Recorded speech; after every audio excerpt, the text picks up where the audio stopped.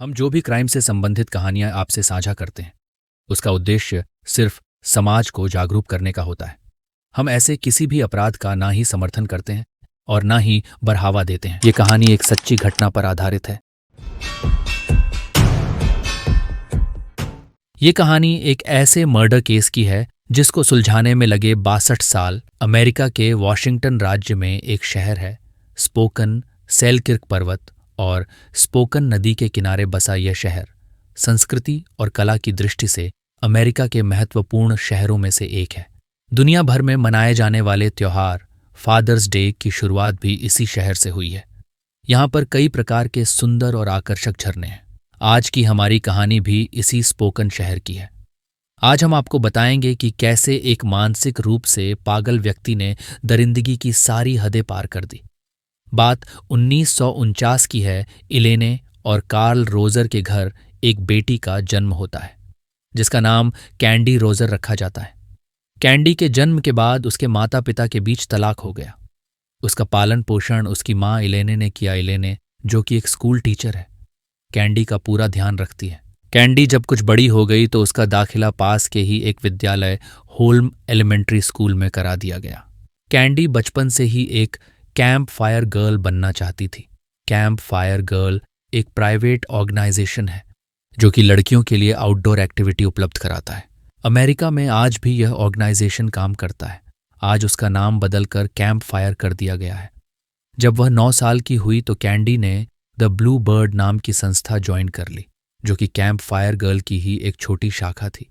Camp fire girl संस्था fund जुटाने के लिए कुकीज और चॉकलेट भी बेचती थी। इसके लिए संस्था में काम करने वाली लड़कियों का इस्तेमाल किया जाता था। 6 मार्च 1959 को कैंडी स्कूल से छुट्टी होने के बाद घर के लिए निकलती है। रास्ते से कैंप फायर गर्ल स्टोर से 7 कैंप फायर बॉक्स चॉकलेट के डिब्बे भी ले लेती है। घर पहुंचकर कैंडी खाना खाती है और उसके बाद आंगन में अपने कुत्ते ब्रिफली के साथ कुछ देर खेलती है। फिर करीब 4 बजे माँ इलेने से परमिशन लेकर अपने साथ लाई कैंप फायर बॉक्स को लेकर बेचने के लिए निकल जाती है। जाने से पहले इलेने ने कैंडी को अंधेरा होने से पहले घर लौटने को कहा था, लेकिन 5:42 पर अंधेरा हो गया। अभी तक कैंडी का कहीं भी पता नहीं था। इलेने को पता था कैंडी कहीं भी होती है अंधेरा होने से पहले घर पर आ जाती है, लेकिन आज अभी तक कैंडी घर नहीं पहुंची है। इलेने ने उसके दादाजी को फोन लगाया और सारी बात बताई और कुछ रिश्तेदारों और पड़ोसियों को भी बताया कि कैंडी अभी तक घर नहीं पहुंची है। करीब 6:30 पर सब लोग कैंडी को ढूंढने के लिए निकल पड़े। कुछ लोगों से पूछताछ करने पर पता चलता है 6 बजे के आसपास कैंप फायर मिनट बॉक्सेस बेचते हुए उसे देखा गया था, लेकिन किसी को नहीं पता था कैंडी वहां से किस दिशा में गई। कुछ समय बाद पुलिस भी लोगों के साथ जुड़ गई। अब सभी लोग मिलकर उसे ढूंढने में लग गए। 9 बजे के आसपास लोगों को 7 में से 6 कैंप फायर बॉक्स रास्ते में बिखरे हुए मिले। एक कैंप फायर बॉक्स मिसिंग था। शायद उसने वो एक कैंप फायर बॉक्स बेच दिया होगा। अंधेरा अधिक हो जाने की वजह से लोगों को ढूंढने में दिक्कत हो रही थी, इसलिए लोग वापस लौट आए।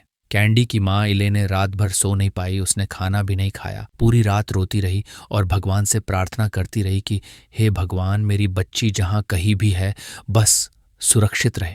अगले दिन पूरे शहर में खबर फैल गई कि कैंडी अभी तक घर नहीं पहुंची है। अब उसकी खोज में कई और लोग शामिल हो गए। उसे ढूंढने के लिए कुछ लोगों ने 4 व्हीलर का इस्तेमाल किया तो कुछ लोग अपने घोड़ों से निकल पड़े।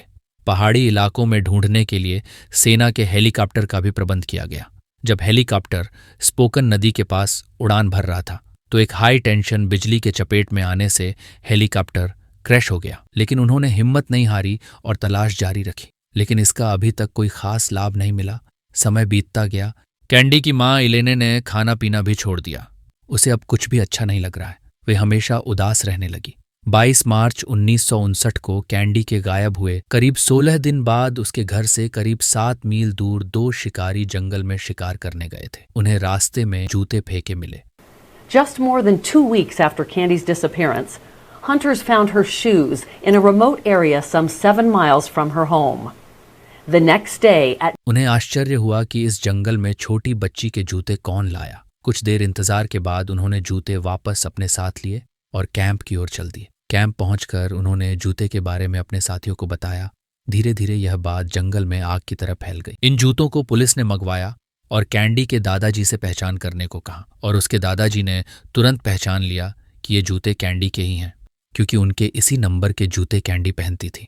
उसके बाद जब पुलिस उस जगह पर पहुंची और आसपास की झाड़ियों की तलाशी ली तो उन्हें कैंडी रोजर्स की बॉडी मिली। इन्वेस्टिगेशन से पता चला कि उसका बलात्कार हुआ था। Daybreak, Spokane police would find her body beneath pine needles and brush. Candy had been raped and strangled to death with a strip of her own clothing. और उसका गला घोंटकर हत्या की गई थी। कैंडी रोजर्स की हत्या की गुत्थी सुलझाने के लिए स्पोकेन पुलिस विभाग ने एक बड़ी टास्क फोर्स बनाई। ये मामला उनके इतिहास की सबसे बड़ी केस फाइल बन गया। पुलिस ने शक के घेरे में आने वाले कई व्यक्तियों से पूछताछ की, लेकिन कोई ठोस सबूत नहीं मिला। एक प्रमुख व्यक्ति ह्यूग ब्यॉन मोर्स था, जो एक सीरियल किलर था और छोटी लड़कियों को निशाना बनाता था। हालांकि 2000 के दशक की शुरुआत में डीएनए साक्ष्य ने उसे इस मामले से बाहर कर दिया।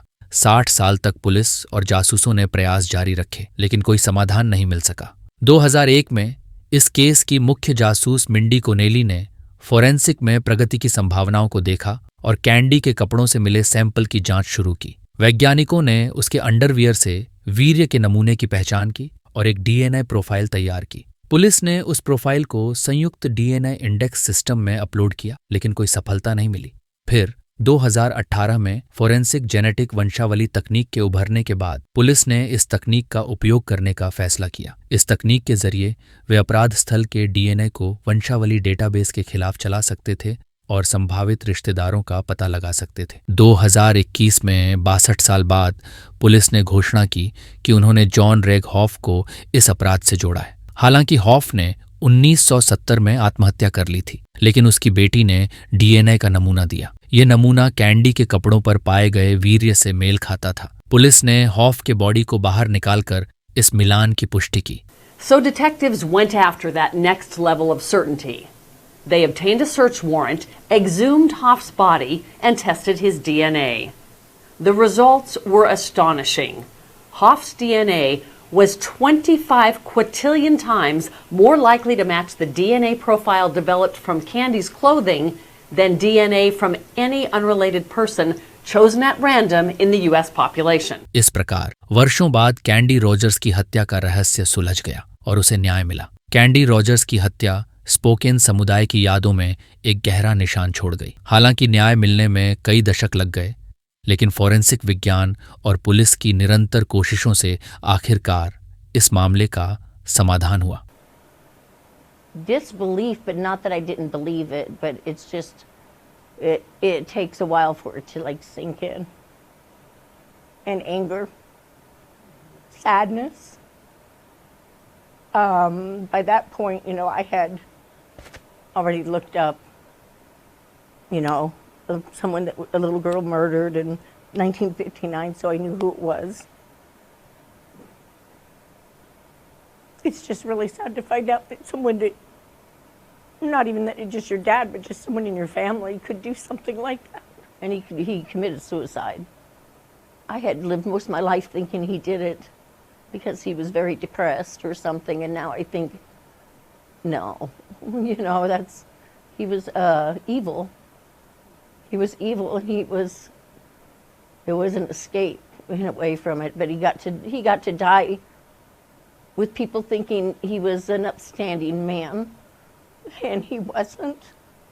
तो आपको कैसी लगी ये कहानी कमेंट बॉक्स में ज़रूर बताइए और ऐसी और कहानी के लिए चैनल को सब्सक्राइब करके वीडियो को अपने दोस्तों के साथ शेयर करें और वीडियो को लाइक करना ना भूलें। मिलते हैं जल्दी अगली वीडियो में। धन्यवाद।